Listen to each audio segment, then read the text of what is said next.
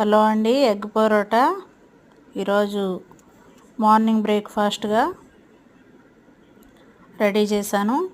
ముందుగా ఇన్స్టెంట్ పరోటాస్ తీసుకుని, ఇది పెద్ద సైజు, ఇన్స్టెంట్లోనే పెద్ద సైజు పరోటా. ఇవి బాగానే ఉన్నాయి. నెయ్యి వేసి ఫ్రై చేస్తుంటే, కాలుస్తుంటే 3 ఎగ్స్ బీట్ చేసుకుని, ముందుగా పరోటా బాగా కాల్చి 2 సైడ్స్ కొద్దిగా నెయ్యి వేసుకుని, ఆ నెయ్యి వేసుకున్న పైన బీట్ చేసిన ఎగ్స్ నెమ్మదిగా పోసుకుని, ఉప్పు కారం సరిపడా చల్లుకుని, పైన కొద్దిగా ఆయిల్ వేసి రివర్స్ చేసుకుని ఈ విధంగా ఎగ్ పరోటా రెడీ చేసుకోవాలి. అలాగే దీనిలో టమాటో సాస్ కానీ మయోనీస్ కానీ